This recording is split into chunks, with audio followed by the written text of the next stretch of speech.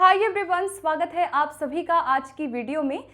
आज इस वीडियो में हम बात करने वाले हैं ईएमआरएस, टीजीटी, एसएसटी और साइंस की एलिजिबिलिटी क्राइटेरिया के बारे में। आप में से बहुत सारे एस्पिरेंट्स हैं जो कि इसमें फॉर्म फिल करना चाहते हैं और कहीं ना कहीं आपके माइंड में सब्जेक्ट कॉम्बिनेशन को लेकर के बहुत सारे डाउट्स होंगे। तो आज बिल्कुल आसान शब्दों में सब्जेक्ट कॉम्बिनेशन को डिस्कस करूंगी। अगर आप इसमें एलिजिबल होते हैं तो डेफिनेटली आप इसका एग्ज़ाम ज़रूर दीजिए, फॉर्म फिल करिए, क्योंकि ये सेंट्रल की वैकेंसीज़ हैं और जो वैकेंसीज़ है आपको अभी तक पता चल ही गया होगा कि लगभग 5660 वैकेंसीज ऐसी हैं जो कि टीजीटी में अलग अलग विषयों पे आई है। ठीक है, तो उसका मैं वीडियो ऑलरेडी बना चुकी हूँ और जो आपको अगर जानना है तो आप प्लेलिस्ट जाके चेकआउट कर सकते हैं। ईएमआरएस की मैंने अलग से बना दी है। इस वीडियो में particularly we will be talking about SST and science की जो सब्जेक्ट कॉम्बिनेशन है उसके बारे में। ठीक है, तो चलिए एक एक करके बात करते हैं और इसको शेयर ज़रूर करना अपने फ्रेंड्स में जिनको डाउट है एसएसटी और साइंस की एलिजिबिलिटी को लेकर के। तो यहाँ पर अगर मैं टीजीटी एसएसटी की बात करूँ तो जो बेसिक क्वालिफिकेशन है वो क्या क्या है। पहले तो आपका ग्रेजुएशन होना चाहिए फर्स्ट। सेकंड, आपका सीटेट और बीएड दोनों कंप्लीट होना चाहिए। बहुत सारे स्टूडेंट्स हैं जो ये क्वेश्चन कर रहे हैं कि हम अपीयरिंग में हैं तो क्या हम इस एग्ज़ाम में फॉर्म फिल कर सकते हैं। तो यहाँ पर अपीयरिंग कैंडिडेट्स को नहीं बोला गया है। आपका सीटेट का रिजल्ट, आपका जो सर्टिफिकेट है वो आपके पास होना चाहिए और आपकी बीएड कंप्लीट होनी चाहिए। बिकॉज यहाँ पे जब आप फॉर्म फिल करेंगे तो आपको टोटल परसेंटेज लिखने होते हैं, इसीलिए यहाँ पे पास और कंप्लीट माना गया है। जो बच्चे अभी सीटेट में लगे हुए हैं जिनका 20 अगस्त को पेपर है, वो स्टूडेंट्स इस एग्ज़ाम के लिए एलिजिबल नहीं होंगे। पहली बात ये हो गई। अब बात करते हैं कि जो हम ग्रेजुएशन की बात कर रहे हैं कि भाई हमें टीजीटी में ग्रेजुएशन चाहिए, तो वो ग्रेजुएशन में क्या आपका सब्जेक्ट का कॉम्बिनेशन होना चाहिए। अगर मैं एसएसटी की बात करूं तो देखो यहाँ पे बहुत आसान शब्दों में हम 3 क्राइटेरिया डिस्कस करेंगे। इन तीनों क्राइटेरिया में से अगर आपका कोई एक फुलफिल होता है तो आप एलिजिबल हो जाओगे। ठीक है, ये तो आपका कंपलसरी है कि आपका सीटेट 2 होना चाहिए और आपका बीएड होना चाहिए। ग्रेजुएशन को लेकर के जो कंफ्यूजन है वो बता देती हूँ। पहला क्राइटेरिया क्या है कि कोई 2 विषय पढ़ा हो, जिसमें से कोई 2 विषय पढ़ा हो आपने अपने ग्रेजुएशन में, जिसमें से history, geography, economics, pol science, ये हो गए। या फिर अगर आपका हिस्ट्री जियोग्राफी ये नहीं है तो आपका हिस्ट्री जियोग्राफी इधर भी हो। मतलब इस तरह से यहाँ पे बोला गया है कि आपका अगर ग्रेजुएशन में हिस्ट्री या जियोग्राफी में से कोई भी एक विषय आपने पूरे साल पढ़ा है और साथ के साथ कोई और विषय है इसके साथ साथ, तो आप एलिजिबल हो। एक एग्जाम्पल देती हूँ। मान लीजिए कोई ऐसा पर्सन है जिसने क्या पढ़ा, हिस्ट्री। जैसे मान लो ये एक लड़का है, इसने हिस्ट्री पढ़ी है। ठीक है, इसने ज्योग्राफी नहीं पढ़ी है, इसने हिस्ट्री पढ़ी है। तो इसमें से एक हो गया, हिस्ट्री इसने पढ़ा और हिस्ट्री के साथ साथ इको और पॉल साइंस में से कोई एक और होना चाहिए। तो मान लो कि इसने पॉल साइंस भी नहीं पढ़ी, इसने इको पढ़ा है, तो ये क्या हो जाएगा, टीजीटी एसएसटी के लिए एलिजिबल हो जाएगा।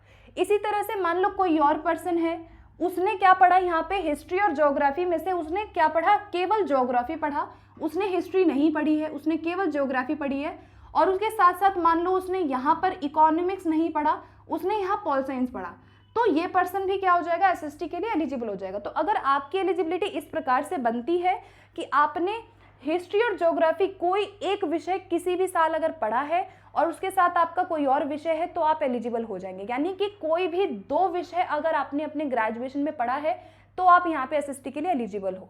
दूसरा क्राइटेरिया क्या है, मान लो ये क्राइटेरिया फुलफिल नहीं कर पा रहे हैं आप, तो हिस्ट्री और ज्योग्राफी में से कोई भी एक जो है ऑल 3 ईयर होना चाहिए। कोई भी एक विषय आपका 3 साल होना चाहिए तो आप एलिजिबल हो। जैसे मान लीजिए कोई ऐसा पर्सन है जिसके पास बहुत सारे विषय थे और उसमें से उसके पास ज्योग्राफी भी थी, तो अगर आपने ज्योग्राफी और हिस्ट्री में से कोई एक विषय पूरे साल ग्रेजुएशन में 3 साल आपने पढ़ा है, तो आप इस पोस्ट के लिए एलिजिबल हो। कौन से 2 विषय हैं, या तो हिस्ट्री होगा या तो जियोग्राफी होगा। तो आई होप कि समझ आ रहा होगा, हिस्ट्री और ज्योग्राफी में से कोई एक विषय 3 साल आपके ग्रेजुएशन में वो विषय आपने पढ़ा होना चाहिए, then you will be eligible. Okay, अब आते हैं तीसरा क्राइटेरिया क्या है, फर्स्ट या तो फर्स्ट हो जाए, ठीक है, इन दोनों में से कोई एक हो जाए, ठीक है। मतलब इसमें फर्स्ट वाले में तो यही था कि हिस्ट्री और ज्योग्राफी में से एक होगा, बाकी उसके साथ कोई और विषय है तो आप एलिजिबल हो। दूसरा वाला क्या था कि तीनों साल आपका हो या तो हिस्ट्री या तो ज्योग्राफी, तो भी एलिजिबल हो। तीसरा है कि अगर मान लो किसी पर्सन ने ऑनर्स किया हुआ है, ऑनर्स में क्या बोला गया कि अगर कोई हिस्ट्री से ऑनर्स करता है तो उसके पास क्या होना चाहिए, ज्योग्राफी, इकोनॉमिक्स और पॉल साइंस जो है इनमें से कोई भी जो विषय है वो 2 साल पढ़ा होना चाहिए, ठीक है। ग्रेजुएशन के किसी भी 2 साल कोई एक विषय पढ़ा होना चाहिए, यहाँ पे केवल एक विषय की बात हो रही है, क्लियर। मान लो किसी ने ऑनर्स ज्योग्राफी से किया है, हिस्ट्री से नहीं किया, किसी ने ज्योग्राफी ऑनर्स किया है, उस केस में हिस्ट्री, इकोनॉमिक्स और पॉल साइंस आ जाएगा। मतलब वही चीज है, सब्जेक्ट केवल स्विच किया है इन्होंने। अगर यहाँ पे हिस्ट्री से है तो यहाँ ज्योग्राफी आ गया, और अगर यहाँ ज्योग्राफी से ऑनर्स कोई व्यक्ति कर रहा है तो यहाँ पे हिस्ट्री आ गया। इनमें से कोई भी विषय, स्लैश का मतलब क्या है कि इनमें से हिस्ट्री, इको और पॉलिटी, तीनों में से कोई भी एक विषय 2 साल आपका स्टडी होना चाहिए।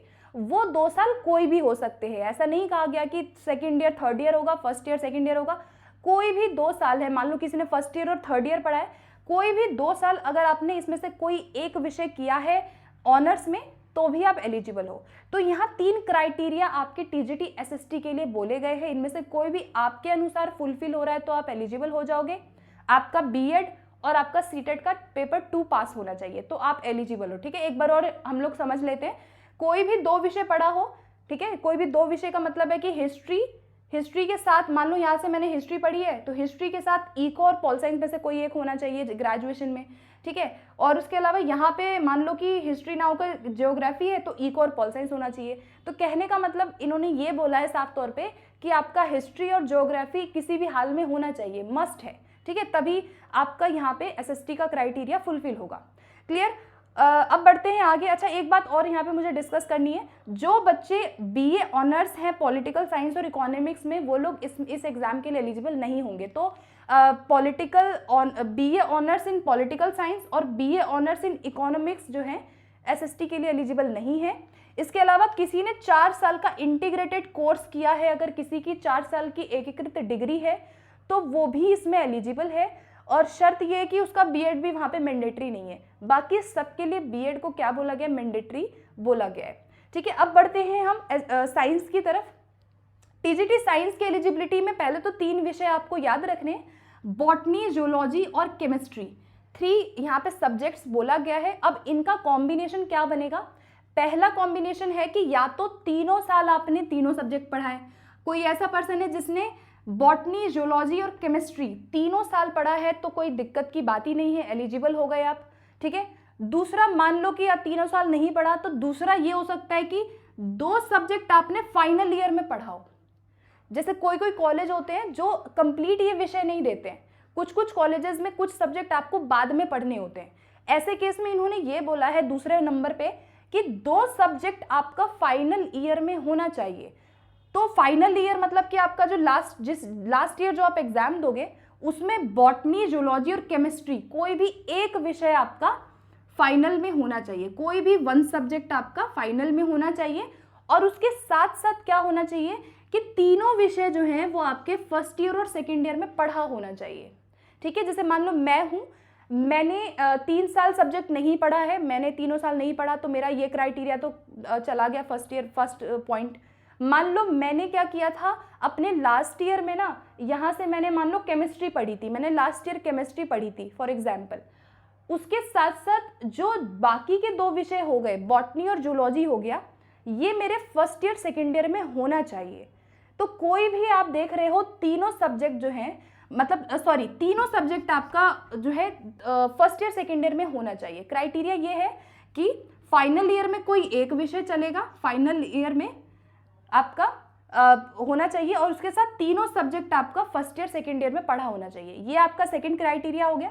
थर्ड हो गया ऑनर्स डिग्री, या तो आपका किसी एक में ऑनर्स आपने किया है, बॉटनी, जूलॉजी और केमिस्ट्री ऑनर्स है, तो किसी भी 2 साल बाकी दोनों सब्जेक्ट आपका होना चाहिए। मतलब कोई भी 2 साल हो सकता है, पहले के 2 साल हो सकते हैं, अब अंत के 2 साल हो सकते हैं, मतलब 2 साल ऐसा नहीं कि फर्स्ट ईयर सेकेंड ईयर होगा, कोई भी 2 साल हो सकता है, ठीक है। तो ये था आपका टीजीटी साइंस के लिए। एक बार और हम लोग देखते हैं क्या क्या है। फर्स्ट है तो फर्स्ट क्या है, या तो ये तीनों विषय तीनों साल हो, ठीक है। दूसरा है कि 2 सब्जेक्ट फाइनल ईयर में आपने पढ़ा हो, ठीक है। 2 सब्जेक्ट क्या है, अच्छा यहाँ पे 2 सब्जेक्ट बोला गया, टू सब्जेक्ट्स आपके फाइनल में हो, या तो बॉटनी जूलॉजी हो सकता है, जियोलॉजी केमिस्ट्री हो सकता है, केमिस्ट्री बॉटनी हो सकता है। तो अपना अपना क्राइटेरिया देख लेना। 2 विषय आपके फाइनल ईयर में होने चाहिए, मैंने पहले एक बोला था, आई एम सो सॉरी, 2 विषय होना चाहिए फाइनल में, और उसके साथ जो तीनों विषय हैं वो आपके फर्स्ट और सेकेंड ईयर में कंपलसरी है। मतलब पहले फर्स्ट ईयर सेकेंड ईयर में अगर आप थे तो आपके पास ये तीनों विषय अनिवार्य चाहिए, तभी आप साइंस के लिए अप्लाई कर पाएंगे। ऑनर्स के लिए मैंने बता दिया, ऑनर्स में या तो कोई भी ऑनर्स कर रहे हो, केमिस्ट्री ऑनर्स, बॉटनी ऑनर्स कर रहे हो, कोई भी ऑनर्स है तीनों में से, तो आपका क्राइटेरिया क्या बनेगा कि जो कोई भी 2 साल है आपके ग्रेजुएशन के, उसमें आपके बाकी के जो रिमेनिंग सब्जेक्ट होंगे वो आपको पढ़ा होना चाहिए।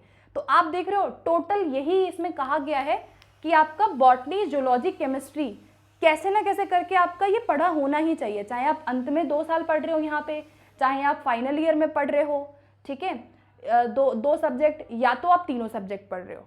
तो ये है आपका साइंस का क्राइटेरिया। बाकी आपका सीटेट होना चाहिए, जो कि मैंने बता दिया। सीटेट सभी के लिए मान्यता है। 90 marks for UR, SC ST हो तो 82, और OBC हो तो भी आपका क्या चाहिए, सीटेट में 82 मार्क्स चाहिए, तो आप एलिजिबल हो। यहाँ पे परसेंटेज को लेकर के बहुत लोग क्वेश्चन पूछ रहे हैं, तो परसेंटेज का कोई भी क्राइटेरिया इस नोटिफिकेशन में नहीं बोला गया है। पहले परसेंटेज का जो क्राइटेरिया था वो 50% रखा गया था, तो यहाँ पर ऑफिशियल नोटिफिकेशन में कोई भी जिक्र परसेंटेज का नहीं किया गया है।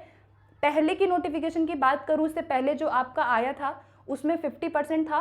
सो मुझे लगता है कि यहाँ पे आप लोगों को पास माना गया है आपके ग्रेजुएशन में, ठीक है। तो जैसे ही पता लगता है या कोई डिटेल, कोई नोटिस आता है, तो मैं आप लोगों को ज़रूर इन्फॉर्म करूंगी।